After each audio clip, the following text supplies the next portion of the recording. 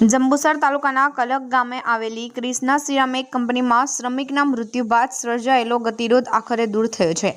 Company દ્વારા મૃતકના પરિવારને આર્થિક સહાય આપવાની ખાતરી આપતા મામલો શાંત પડ્યો છે અને પરિવારે મૃતદેહનો સ્વીકાર કરી અંતિમ વિધિની પ્રક્રિયા હાથ ધરી છે। કંપનીમાં ફરજ બજાવતા શ્રમિક ઘનશ્યામભાઈ રાઠોડનું કરુણ મોત નીપજ્યું હતું।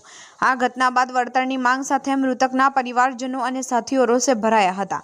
માજી ધારાસભ્ય કિરણભાઈ મકવાણા પણ આ ન્યાયની લડતમાં પરિવાર સાથે જોડાયા હતા। ન્યાયની માંગ સાથે પરિવારજનો અને માજી ધારાસભ્ય મૃતકનો મૃતદેહ લઈને કંપનીના ગેટ પાસે જ ધરણા પર બેસી ગયા હતા। કંપનીના સંચાલકો, માજી ધારાસભ્ય કિરણ મકવાણા અને પરિવાર વચ્ચે થયેલી લાંબી મધ્યસ્થી અને ચર્ચાઓ બાદ કંપનીની સહાય આપવા સહમત થઈ હતી। મૃતક ઘનશ્યામ રાઠોડના પરિવારને ₹20 લાખની આર્થિક સહાય આપવાની જાહેરાત કરવામાં આવી છે। કંપની દ્વારા માંગણીની સ્વીકારવામાં આવતા અને આર્થિક મદદની ખાતરી મળતા પરિવારે ધરણા સમેટ્યા હતા અને શ્રમિકના મૃતદેહની અંતિમ વિધિ કરવામાં આવી હતી।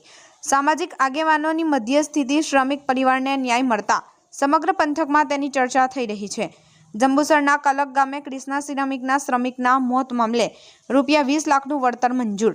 માજી ધારાસભ્ય કિરણ મકવાણાની હાજરીમાં પરિવારના ધરણા સફળ, કંપનીએ આપી સહાય।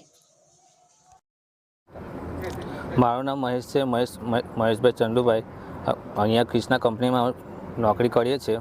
મારી જોડે પેલો ભાઈ મારો અહીંયા બેગો પડી ને એ બેગ મોટી પામ્યો છે ભાઈ ને હું અંદર બચી ગયો। તે ભાઈને એનું ફેમિલીને ન્યાય મળે એવું ને કંપની તરફથી સરકારથી સહાય મળે એવું મારી વિનંતી છે।